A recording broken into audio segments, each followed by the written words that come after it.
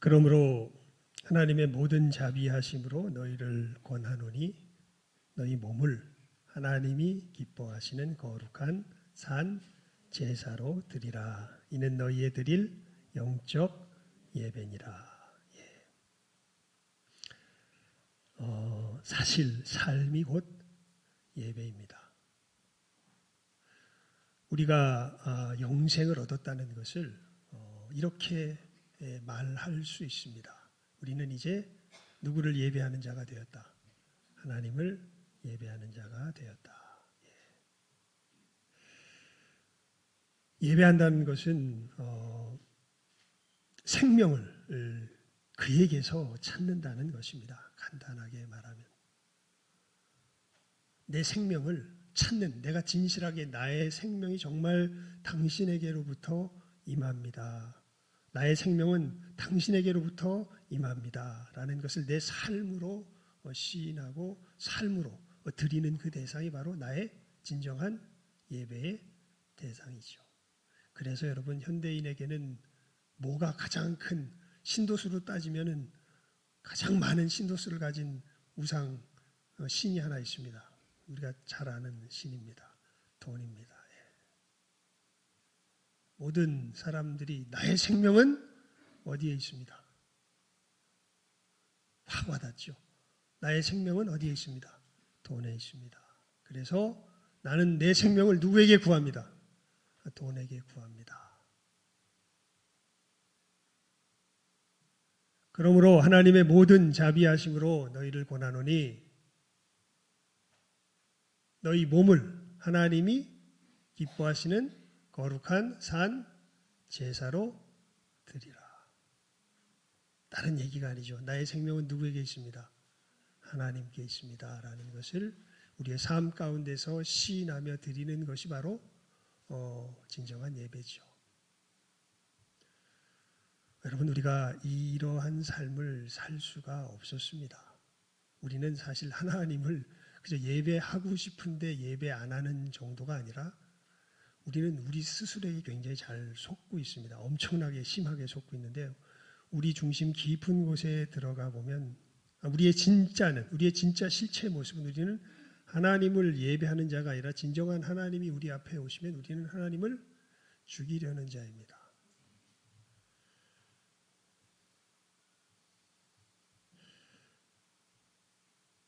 아마 하나님께서 저라는 사람을 통하여서 여러 사람들에게 강조하여서 들려주도록 하신 메시지가 이 부분이라고 점점 더 마음에 분명한 소명의식이 듭니다. 여러분, 사람과 하나님은 원수 사이입니다. 아담의 후손으로서 우리는 하나님을 그저 죄송해요 이 정도가 아니라 사실 진짜 하나님이 우리 옆에 계시면 우리는 하나님을 뭐 할 수밖에 없을까요? 죽일 수밖에 없습니다. 그래서 육신의 생각은 하나님과 원수가 되나니 하나님의 법에 굴복치 아니할 뿐 아니라 할 수도 없습니다. 육신에 속한 자는 하나님을 기쁘시게 할 수 없느니라. 그냥 기쁘시게 하고 싶은데 못해요 이게 아니라요. 사실 우리 깊은 곳에는 하나님을 원수 삼는 것이 우리들의 이 본성입니다. 그러면 어떻게 될까요? 지옥불에 떨어지게 되죠. 만약에 우리가 우리의 이 하나님을 원수 삼은 이 상태를 이 땅 위에서 회복하지 못하면 우리는 영원히 지옥불에 떨어지게 될 겁니다. 사실 하나님께서는 그렇게 하시는 것이 정당하십니다. 우리가 하나님을 버렸거든요. 그런데 이게 너무 놀라운 일이 이제 성경에 쓰여 있는 거예요. 그런 하나님이, 그러니까 우리를 마땅히 진노하셔서 멸망시키셨어야 할 하나님이 우리를 사랑하신 겁니다. 그래서 우리가 다시 회복되어서 하나님을 섬길 수 있는 진정한 생명을 가진 자로 돌이킬 수 있는 그 길을 우리들에게 허락해 주신 것이죠. 그분이 누구십니까? 예수님 아닙니까? 이게 우리가 그렇게 잘 암송하고 있는 그 말의 제대로 된 뜻이죠.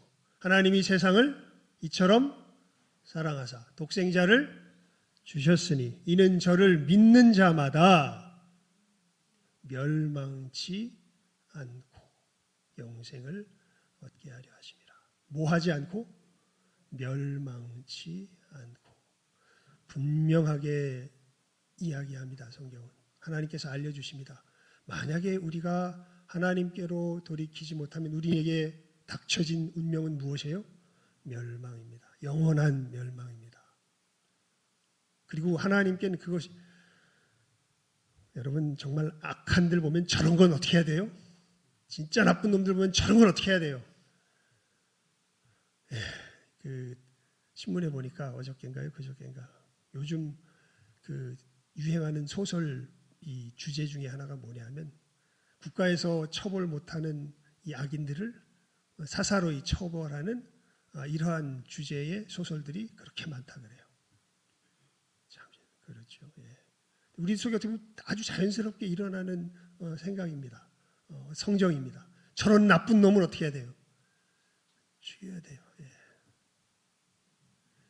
사실 그 죽여야 하나님께서 죽여야 할 대상이 누구셨습니까? 누구였습니까? 우리였습니다. 이걸 아는 사람이 신기하게 별로 없어요. 그리고 신기하게 교회에서 이야기를 잘 안 해요. 가만히 보면 사회 정의 얘기는 많이 하는데 그 정의에 대한 이야기 이전에 우리가 하나님 앞에서 어떠한 존재였는가에 대한 이 가장 근본적인 부분에 대해서 이야기를 하지 않습니다. 마치 우리가 조금만 개선하면 괜찮아질 수 있을 어떤 그러한 괜찮은 존재인 것처럼 스스로를 생각하게 합니다. 아닙니다. 성경은 우리들에게 분명하게 선포합니다. 우리는 괜찮은 존재가 아니라 하나님의 원수가 되어서 하나님의 진노 가운데 뭐 해야 될 존재예요?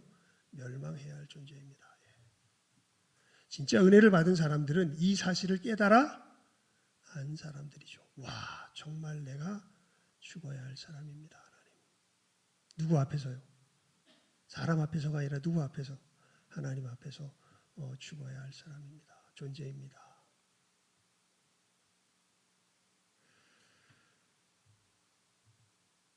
이런 우리를 하나님께서 사랑하셔서 예수 그리스도를 보내주셨고 예수님께서 놀라운 희생으로서 우리를 이 죽음 가운데서 건져내셨죠. 이 하나님을 원수 삼는 우리가 이제는 예수님의 십자가의 역사로 하나님과 화목하게 된 존재가 되었습니다. 이제는 하나님을 뭐로 부르는 존재가 된 거예요? 아버지로 부르는 존재가 된 것이죠. 하나님이 아버지가 되셨다는 것, 이것이 다른 것이 아니라 우리의 삶의 문제로 넘어오게 되면 다른 것이 아니라 이제는 누가 우리의 예배의 대상이 되었다는 거예요? 하나님께서만이 홀로 유일하신 그 하나님께서만이 우리의 예배의 대상이 되었다는 것입니다. 1계명이 뭐예요? 너는 나 외에는 다른 신들을 내게 두지 말라. 진짜 이렇게 변한 겁니다. 예수님 그러셨잖아요. 사람이 다시 태어나지 않으면 천국에 들어갈 수 없다. 도대체 뭐가 다시 태어났다는 것입니까? 사람이 물과 성령으로 나지 아니하면 천국에 들어갈 수 없다. 도대체 뭐가 생명이 있다는 것입니까? 영생은 곧 유일하신 참 하나님과 그의 보내신 자 예수 그리스도를 아는 것입니다. 진짜 하나님을 알고 진짜 하나님을 뭐하는 것이? 예배하며 경배하는 것이 그게 뭐예요? 그게 생명입니다. 돈을 섬기는 게 아니라. 그래서 이렇게 변한 사람들은 실제로 소원이 바뀝니다. 그들의 소원이 주기도문이 되죠. 하늘에 계신 우리 아버지요, 이름이 거룩히 여김을 받으시오며. 우리는 누구 이름을 높이기 원합니까? 내 이름이죠. 그런데 이렇게 하나님을 예배하게 된 자들은 누구의 이름이 높임을 받기를 정말 원하냐면 하나님의 이름이 높아지기를 원합니다. 나라의 임하옵시며. 우리는 누구의 나라를 이루려고 합니까? 나의 나라를 이루려고 합니다. 하지만 정말 하나님을 예배하는 자는 누구의 나라를 이루려고 해요? 하나님의 나라를 이루려고 해요. 뜻이 하늘에서 이룬 것 같이 땅에서도 이루어지리로다. 되지이다. 우리는 누구의 뜻을 관철하며 지키며 살아가고자 합니까? 우리 자신의 뜻을요. 그런데 거듭난 사람들은 누구의 뜻을? 하나님의 뜻을 이루며 관철하며 살아가고자 합니다. 이것이 우리가 삶으로 드리는 이제 예배의 아주 본질적인 모습이 되는데요. 이 예배를 드리도록 하나님께서 구원한 이 예배의 삶을 살도록 하나님께서 예수 그리스도 안에서 구원한 우리 구원의 백성들, 하나님 나라의 백성들의 이제 실질적인 모습, 이 예배를 그럼 도대체 어떻게 드렸나? 이것을 우리가 이 뼈대라 그래야 될까요? 우리가 이 삶을 이제 이 땅에서는 정말 이게 좀 섞여 있어요. 우리들 자신에게도 섞여 있습니다. 하나님을 예배하는 것과 우상을 섬겼던 옛 습관이 우리들 어떻게 돼 있어요? 섞여 있어요. 그래서 사도 바울이 이야기하죠. 옛 사람을 벗어버리고 새 사람을 입으라 이렇게 이야기하지 않습니까? 그러니까 이 역사가 이제 일어나서 우리들의 삶은 그래서 옛날에 섬기던 그 우상들을 뭐하며 버리며 돈, 너는 내 생명을 주는 대상이 아니야. 명예, 네가 내 생명을 주는 대상이 아니야. 자존심, 네가 내 생명을 주는 대상이 아니야. 좋은 집, 네가 내 생명을 주는 대상이 아니야. 옛사람을 벗어버리며 무엇을 입어요? 새 사람을 입으며 살아가는 것이 이제 우리의 삶이 되는 것이죠. 어떻게 해요? 사도의 가르침을 받아 서로 교제하며 떡을 떼며 오로지 기도에 힘쓰더라. 그러면서 이 삶이 우리들 속에서 사라지기 위해서 우리가 하나님 앞에 드려야 할 특별한 형태의 예배가 있는 것을 사도행전 2장 42절 말씀이 우리들에게 요약해서 압축적으로 알려주고 있죠. 그런 의미에서 우리들 삶의 예배를 제대로 드리려면 의식으로서, 이걸 의식으로서의 예배라고 부릅시다. 의식으로서의 예배를 제대로 드릴 수 있어야 합니다.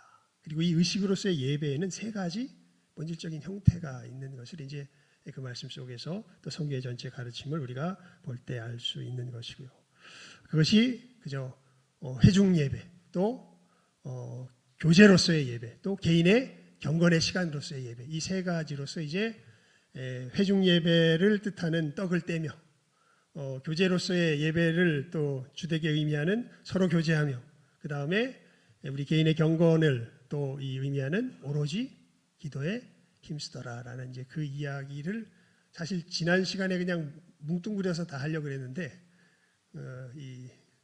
어떻게 참 하나님께서 이 신기하게 또 역사하셔서 그것을 그냥 대체적인 개요만 소개를 해드렸고 이제 이번 주에 하려고 하다 보니까 이걸 좀 하나하나 자세히 다루는 것이 유익하겠다 그런 마음을 주셨습니다. 그래서 우리가 먼저 이번에 살필 것은 회중 예배가 도대체 무엇인가? 우리가 지금 이 특별히 11시에 드리는 이 예배가 무엇인가?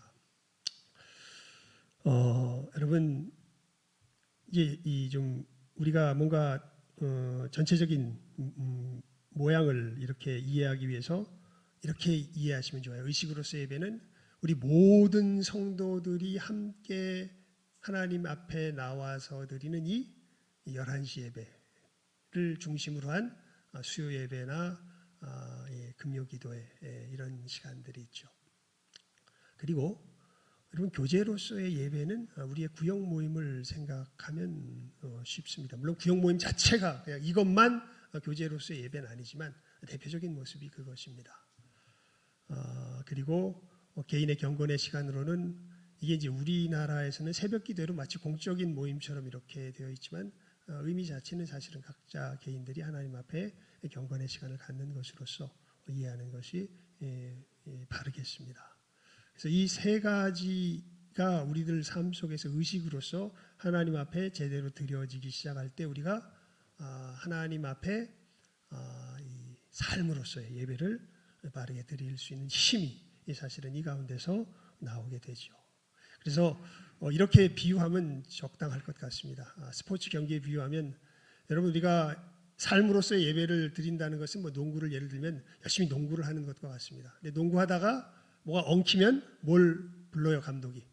작전 시간을 부르죠. 작전 시간을 불러서 작전 시간에 모여서 이제 선수들이 다시 한번 자기 자신들을 정비하고 또 나가서 뭐예요? 또 농구하죠. 이 작전 시간에 해당하는 것이 무슨 예배예요?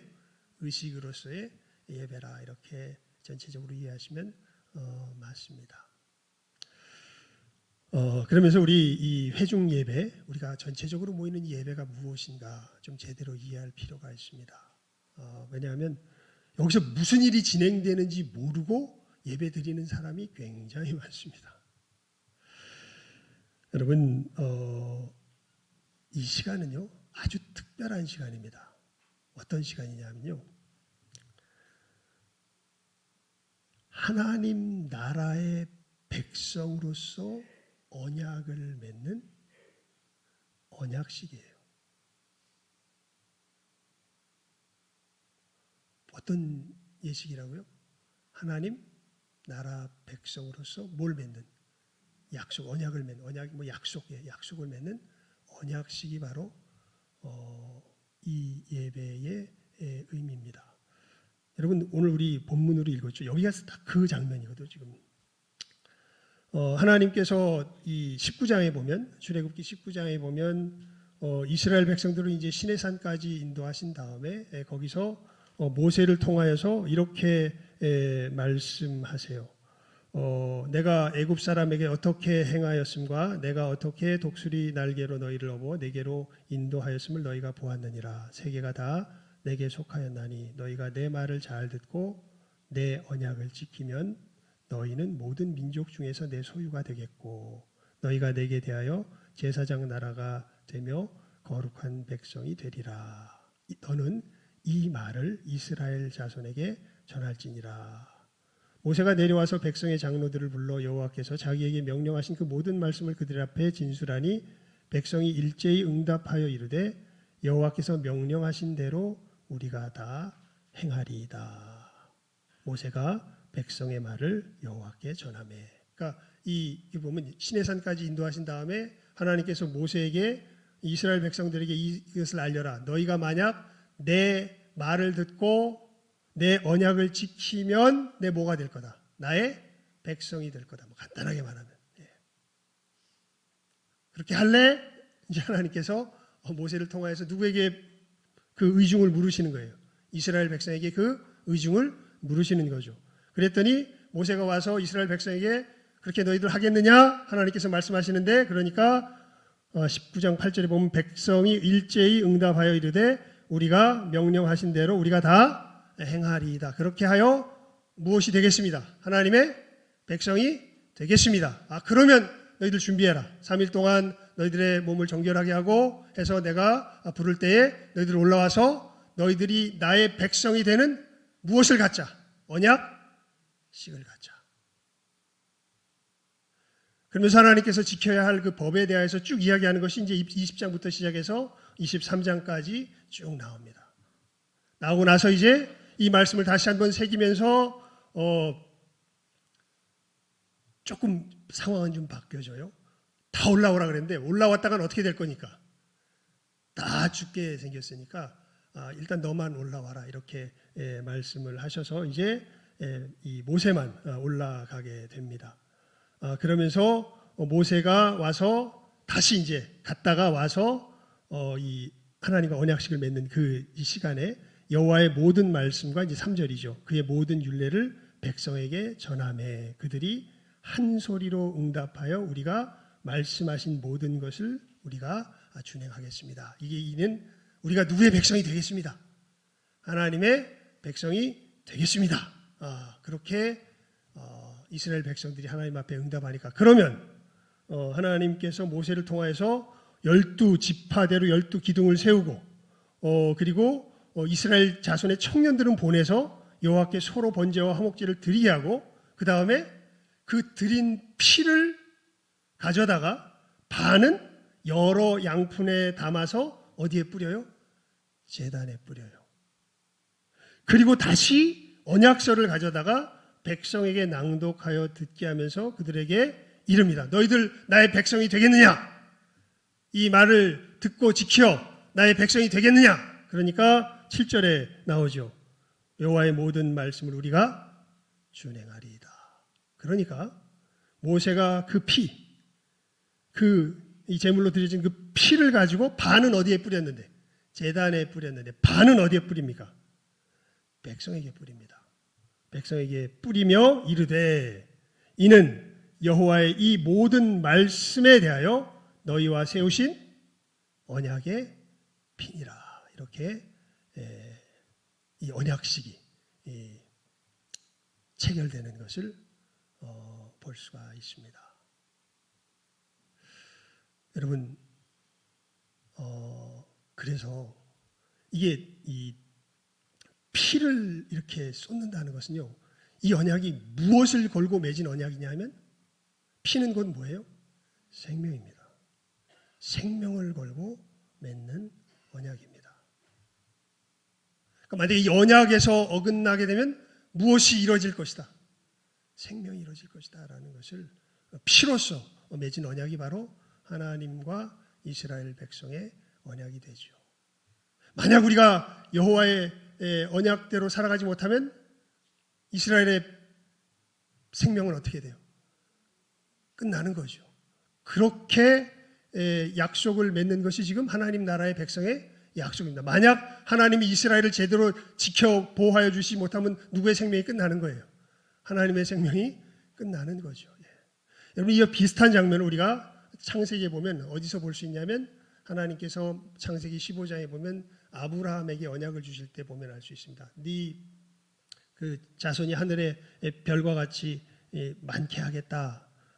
너에게 이 땅을 주리라 약속하실 때 하나님께서 그것을 그냥 약속만 말로만 언급하시는 것이 아니라 어떻게 하시냐면 이 재물을 가져다가 그것을 바로 쪼개가지고 기다리라 그래요. 이것이 그 당시 고대 근동에서 유행하는 정말 중요한 약속을 할 때는요, 자기의 무엇을 걸고 약속을 하냐면 생명을 걸고 약속. 만약에 상호간에 이 약속을 안 지키면 뭐처럼 될 거다. 이 쪼갠 고기처럼 될 거다 해가지고 약속을 하고 나서 어디를 지나가요? 약속한 당사자들이 그 쪼갠 고기 사이를 지나갑니다.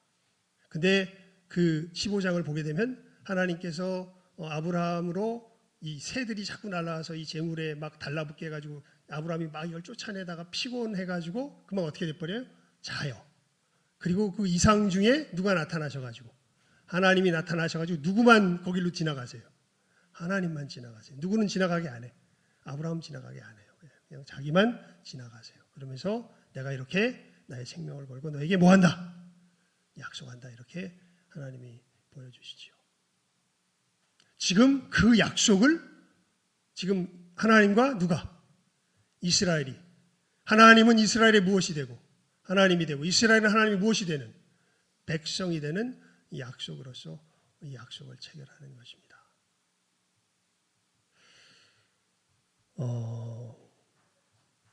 여러분, 이스라엘이 결국 우리가 이스라엘의 역사를 구약을 통해서 합니다. 이 약속 가운데 거합니까? 못 거합니까? 못 거합니다. 그래서 어떻게 돼요? 다 뽑혀가지고 이스라엘 땅에서 떠나가게 되죠. 하나님의 전도 어떻게 돼요? 부서져 버리고 말죠.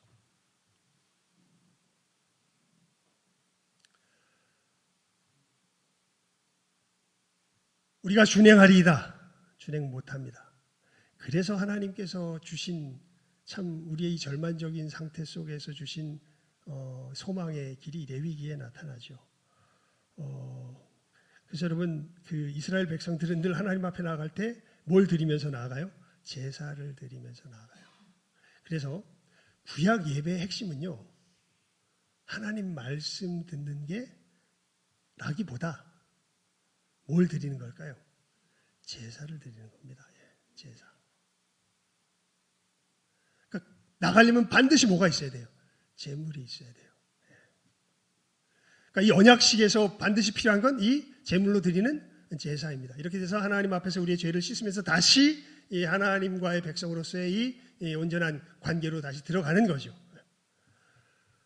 그런데 여러분, 우리는 그러니까 우리 예배에서도 이 관계가 변할 수가 없을 건데, 우리가 하나님의 백성으로 설려면 이 관계가 변할 수가 없어요. 우리는 뭘 안 드려요 지금? 제사를 안 드려요. 왜 제사를 안 드립니까?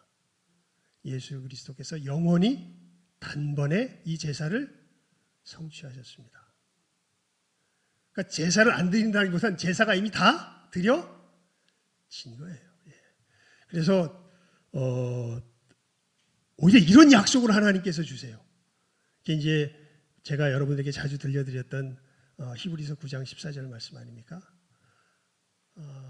하물며 짐승의 피도 너희 육체를 정결케 하여 하나님의 전에 들어갈 수 있게 하는데, 하며 예수 그리스도의 피가 너희 양심으로 너희 하나님을 섬기게, 살아계신 하나님을 섬기게 못하겠느냐. 죽은 행실에서 너희를 깨끗하게 하여 살아계신 하나님을 섬기게 못하겠느냐. 예수 그리스도 안에서 주신 하나님의 약속이. 그래서 이제 우리가 이게 은혜로 구원 얻는 거죠. 이 시내산에서 약속을 맺을 때는 누가 지키겠다고 얘기해요? 우리가 준행하리이다. 그러는데 지켜요, 못 지켜요? 못 지켜요. 예수 그리스도께서 무엇을 약속하세요? 내가 너희들의 모든 죄를 다 사하며 너희들을 내 부활의 몸에 함께해서 하나님 나라로 이르게 하리라. 지키게 하리라. 섬기게 하리라. 여러분, 이 철로역정에 보잖아요. 아주 이 부분에 대해서는 정말 존 버년 목사님의 기가 막힌 설명이 나옵니다. 거기 보면 이 크리스찬이 이 천성을 향해 나가는 그 이제 길을 걸어가기 전에 해석자의 집에 이제 들어가서 자기가 앞으로 당할 일들에 대한 쭉 이렇게 그 전망들을 성경의 가르침을 이제 받습니다. 거기 보면 이런 얘기가 나와요. 한 번도 청소를 하지 아니한 먼지가 가득한 방에 이제 어떤 한 사람이 청소를 하러 들어갑니다. 그래서 빗자루를 가지고 막 이제 청소를 해요. 그랬더니 어떤 일이 벌어지냐면 오히려 먼지가 방 안에 가득해가지고 숨을 쉴 수가 없게 됩니다. 이게 어떻게 보면 구약의 이런 우리들의 모습이죠. 우리가 우리 빗자루를 가지고 막 우리 자신을 청소해봐야 오히려 뭐만 가득해져요? 먼지만 가득해져요. 그래서 하나님을 섬길 수 있어요, 없어요? 못 섬겨요. 오히려 혼란스럽고 고통스럽기만 합니다. 그런데 그 뒤에 어떤 한 소녀가 나타나서 바닥에다 물을 쫙 뿌립니다. 그리고 나서 물을 다 뿌린 후에 이제 청소를 하니까 모든 먼지가 싹 가라앉고 깨끗하게 정리가 됩니다. 이것은 두 비유라고. 앞에 것이 율법이었다면 뒤에 것이 무엇이라고? 복음이라고.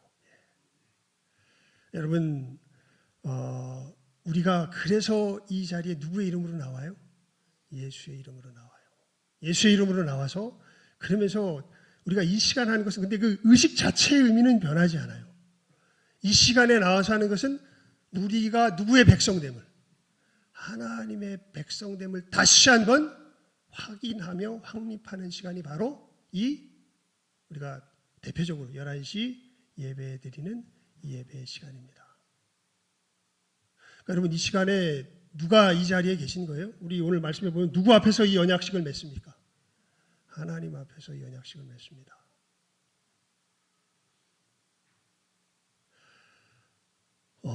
여러분, 이 빠진다는 것, 이 예배 시간에, 그러니까 물론 부득이한 상황이 있을 수 있습니다. 하지만 예배 자체를 무엇인가 다른 상황들을 훨씬 더 앞세울 수 있을 정도로 다른 상황을 훨씬 더 높인다는 것은, 자기 삶 속에서 자기가 하나님의 백성으로 하나님이 지금 이 시간에 우리를 하나님께서 당신의 백성으로 불러서 우리 자신을 다시 한번 확인시키는 시간이 이 시간인데, 이 하나님의 부르심보다 뭘 더 높이는 게 돼요?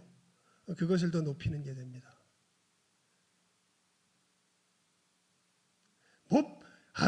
1년 52주 매주 나가는데 그 한 주 좀 빠지면 어때?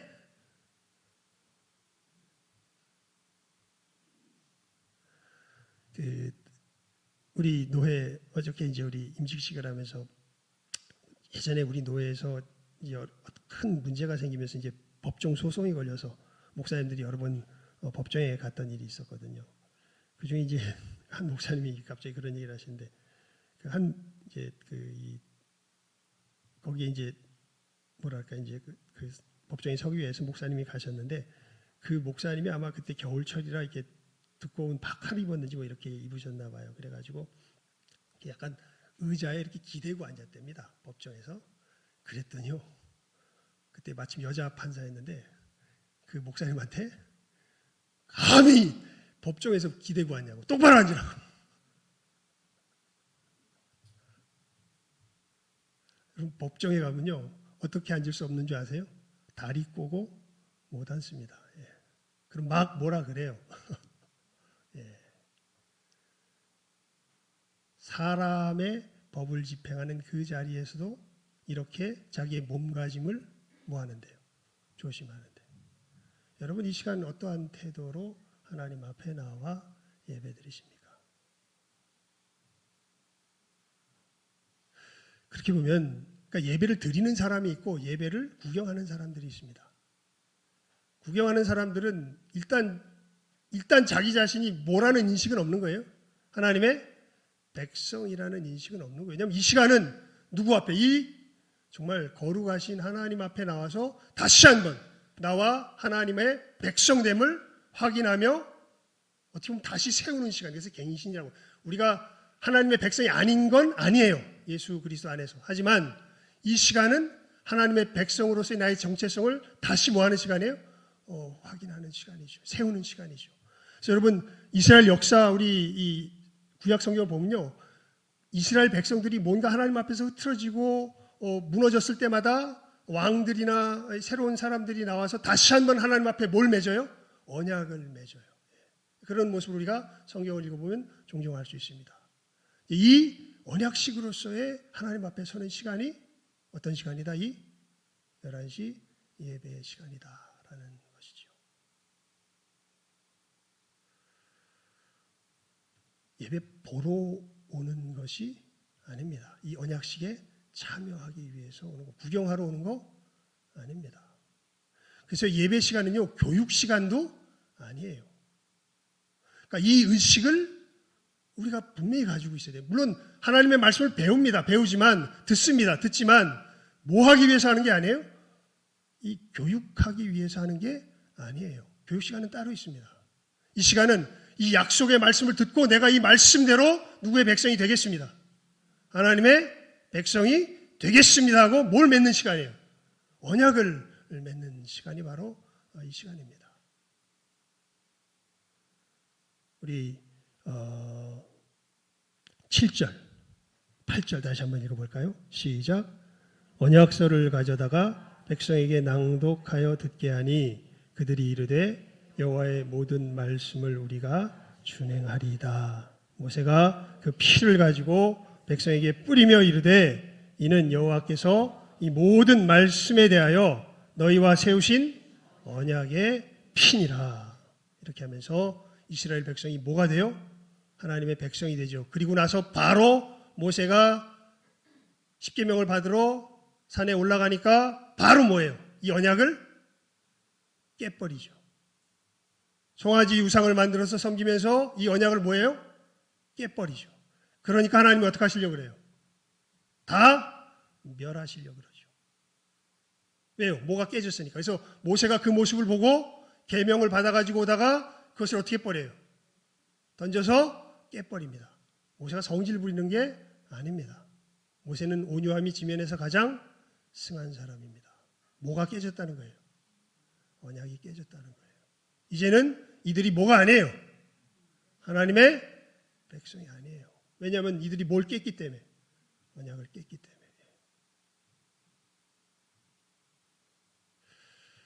여러분, 우리는 얼마나 감사한지 모릅니다. 우리는 수시로 언약 깨죠. 살인하지 말라. 미워하는 것도 살인인데 미워해요, 안 해요? 미워하잖아요. 그럼 못 깬 거예요. 십계명이 언약인데 언약법을 깼으면 뭘 깬 거예요? 언약 깬 거 아니에요. 그래서 우리 어떻게 돼야 돼요? 죽어야 돼요. 그런데 누가? 예수께서. 우리들이 모든 죄를 짊어지시고 대신 어떻게 하셨어요? 죽으셨어요. 그리고 죽으신 것으로 끝내는 게 아니라 다시 사흘 만에 뭐 하십니까? 부활하십니다. 그리고 약속을 주십니다. 너희로 내가 섬기게 하리라. 다 이루었다. 여기에 나오는 사람들은 우리 예수의 사람들, 하나님의 백성이 되기 위해서 이 구약의 율법을 믿는 게 아니라 누구를 믿어요? 우리는 하나님의 백성이 되기 위해서 누구를 믿음으로 나와요? 예수를 믿음으로 나와요. 주님께서 다 뭐 하셨대요? 이루셨대요. 그래서 진짜 믿어요. 바랄 수 없는 중에 바라고 믿습니다. 놀랍게도 이 믿음이 역사하기 시작할 때 우리가 도리어 뭘 지키는 자로서 점점 성장하게 돼요. 이 하나님의 말씀을 점점 깊이 있게 풍성하게 지키는 자로 우리가 변화되는 것을 알게 되죠. 그래서 예배 시간에는 사실 이 능력이 임하는 시간입니다. 그러니까 여러분, 뭐가 중요하세요? 여러분 삶에서 뭐가 그렇게 중요하세요? 여러분이 중요하게 생각하는 모든 것들은 다 아침 안개와 같은 것일 것입니다. 육신의 정욕, 안목의 정욕, 이생의 자랑에 속한 것일 테니까요. 하지만 하나님께서 하나님을 예배하며 이 삶의 예배를 드리며 걸어가는 가운데 우리들에게 임하는 이것은 영원히 우리들에게 남게 될 그것이죠. 그래서 정말 하나님의 백성들은요, 뭐가 정말 중요해요? 이 예배가 정말 중요해요. 이 세상 무엇보다 중요합니다. 다른 것들은 거기에 더해서 부수적으로 우리가 그리고 주세요. 여러분, 저는요 사실 제가 신혼여행을요 사이판에 갔는데요. 왜 사이판에 갔냐면 나는 평생 비행기 못 타볼 줄 알았어요. 아무리 봐도 내가 산 데는 요 화랑로를 따라서 왔다 갔다 하면서 살아가는 게 내 인생의 전부야. 내가 그때 보니까 결혼하고 나서도. 그리고 내가 보면 뭐 내가 그렇게 크게 무슨 뭘 이렇게 하고 싶어하는 뭐 이런 어떤 뭐랄까 이런 야망이라 이런 게 있는 것도 아니고 그냥 주어지는 대로 살아가는 사람이니까 여기서 벗어나지 못할 것 같아서 야, 나는 비행기 평생 못 타볼 것 같아 이런 생각이 들어서 이제 신혼여행을 저기 사이판에 갔다 왔습니다. 그런데 참 놀랍게도 하나님의 인도하심을 따라서 살아가다 보니까 꽤 비행기를 많이 탔습니다. 심지어 여러분들 저기 살아보기도 쉽지 않은 미국에 가서 3년 정도 살아보기도 하고요. 참 하나님께서 정말 제 인생이 하나님 앞에 정말 최선을 다해서 그 길 속에서 하나님을 예배하기 위해 몸부림치며 걸어갈 때 놀랍게도 하나님께서 뭐를 지키는 가운데, 주의를 지키는 가운데 아예 그냥 어디에다가 예, 미국에다가 가서 3년도 살게 하시고 여러 아마 저만큼 저기 여행 많이 다녀보신 분들 요즘 좀 많을래나요? 요즘 좀 많을 수도 있겠네요. 일단 제 때에 비해 보면 아마 저가 꽤 여행을 많이 한 사람에 속할 것입니다. 하나님께서 뭐로 주세요? 선물로 주세요. 근데 그렇게 그걸 뭐 그렇게 크게 중요하게 생각하진 않습니다. 다 있다가 어떻게 될 거예요? 없어질 것들 뿐입니다. 여러분, 이걸 분명하게 아십시오. 우리의 모든 삶은요, 어디서부터 기초할 줄 알아야 돼요. 이 하나님의 백성으로의 정체성을 확립하는 이 예배로부터 세울 줄 알아야 합니다. 여러분이 진짜 예수의 사람이라면. 이게 여러분의 삶에 뭐가 돼야 돼요? 터가 돼야 돼요. 뿌리가 돼야 돼요. 이것 위에서 여러분의 다른 모든 삶이 펼쳐져 나아갈 때 그때 우리가 우리의 삶을 하나님께 뭐로 드릴 수 있어요? 예배로 온전히 드릴 수 있습니다. 일단 가장 근본적인 뿌리입니다. 이제 나머지 두 가지는 우리 다음 시간에 말씀드리도록 하겠습니다. 이 분명한 사실 잘 기억하시고 하나님 앞에 나올 때 이제는 이 분명한 의식을 가지고 그렇구나. 이게 그냥 나오는 게 아니구나. 하나님과 뭐 맺는 시간이구나. 약속 맺는 시간이구나. 무엇으로서의 약속? 하나님의 백성으로서의 약속을 맺는 시간이구나. 물론 내가 예수 안에서 하나님의 백성이 됐지만 다시 한번 하나님의 백성답게 서는 이 귀한 일을 다시 한번 갱신하면서 서는 이 시간을 통하여서 하나님이 우리에게 은혜를 주십니다. 힘을 주십니다. 하나님의 백성으로 이 땅 위에서 살아갈 수 있는 그 힘을 어느 시간에 주세요? 이 시간에 우리들에게 주십니다. 분명히 잘 깨달아 알고 이 시간을 없인 여기지 말고 가만히 보면요, 정말 부득이하게 예배 시간에 중간에 정말 우리 교회의 어떤 사정상 하나님이 아실 거예요. 부득이하게 나가야 될 어떤 일이 생겨서 나가는 건 그거는 하나님이 인정해 주실 겁니다. 하지만 이게 무슨 뭐라 그럴까요? 마음대로 들어왔다가 마음대로 나갔다가 이건 뭐가 아니에요? 예배가 아니에요. 하나님 앞에 서는 자세도 아닙니다. 뭐 하는지 모르겠습니다. 오히려 그 영혼에게 큰 해가 됩니다. 하나님의 예배를 뭐 하는 자가 된 거예요? 하나님께 대한 예배를 없인 여기는 자가 된 겁니다. 여러분 그러지 마십시오. 정말 하나님은 결코 만홀히 여김을 받지 않으십니다. 우리가 뿌린 그대로 거두게 되어 있습니다. 여러분 정말 이 시간을 소중히 여기시고 이 시간이야말로 우리들에게 가장 근본이 되는 터가 되는 하나님의 백성이라면 시간이라는 걸 깨달아 하시고 하나님의 백성답게 잘 준비하여서 하나님의 백성됨을 예수 그리스도의 이름으로 다시 한번 확인하며 새 힘을 얻고 하나님의 백성으로 힘차게 이 땅을 살아나가는 진정한 복된 한 사람 한 사람 다 될 수 있기를 주님의 이름으로 축원을 드립니다. 기도하겠습니다. 하나님 아버지, 이 시간 하나님 앞에 간절히 기도를 드리옵나이다. 우리 믿음의 귀한 형제와 자매들, 우리가 이 시간 모여드리는 이 예배가 어떤 의미를 갖고 있는지 바르게 깨달아 아는 은혜가 임하게 하여 주시옵소서. 하나님, 진실로 우리가 이 시간 하나님 앞에 나왔습니다.